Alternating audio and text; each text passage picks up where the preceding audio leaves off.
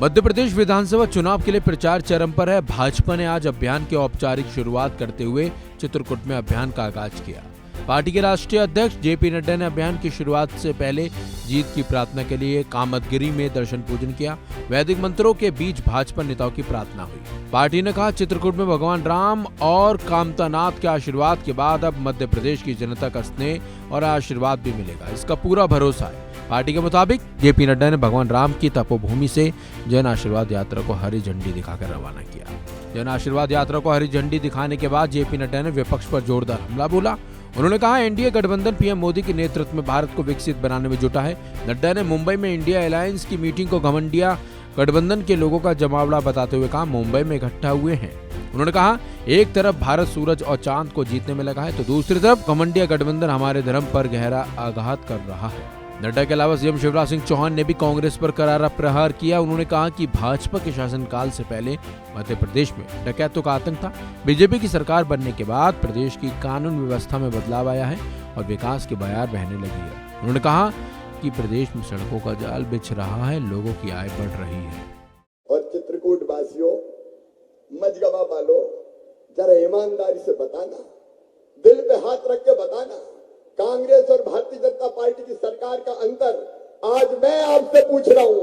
बताओ, जितने विकास के काम भारतीय जनता पार्टी की सरकार ने किए, कभी कांग्रेस ने किए थे क्या? जोर से बताओ, किए थे क्या? काम बोलता है, सड़कें देख लो। और मजगवा वालों, अरे ये भारतीय जनता पार्टी है। दौरी सागर बांध आपकी मांग थी कि इस इलाके में भी खेतों में सिंचाई होनी चाहिए।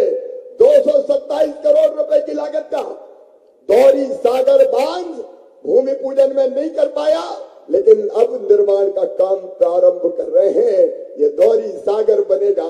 दौरी सागर पे तो जरा जोर से ताली हो जाए। ये सूखा क्षेत्र, कांग्रेस की सरकारों ने बरसों तक यहां सिंचाई की कभी व्यवस्था नहीं की। 50-60 साल राज किया। कांग्रेस ने क्या दिया था? याद करो मजगवा वालों, चित्रकूट वालों, जब कांग्रेस थी तो चारों तरफ डाकुओं का आतंक रहता था। बताओ, रहता था कि नहीं? अरे जोर से बताओ, रहता था कि नहीं? हमने सरकार आने के बाद यहां कह दिया था कि मध्य प्रदेश की धरती पर या तो डाकू रहेंगे या हम रहेंगे, दोनों एक साथ नहीं रह सकते। सारे डकैतों का सफाया करने का काम किया तो भारतीय जनता पार्टी की सरकार ने किया, हमने किया। एक तरफ आतंक का अंत और दूसरी तरफ विकास के काम।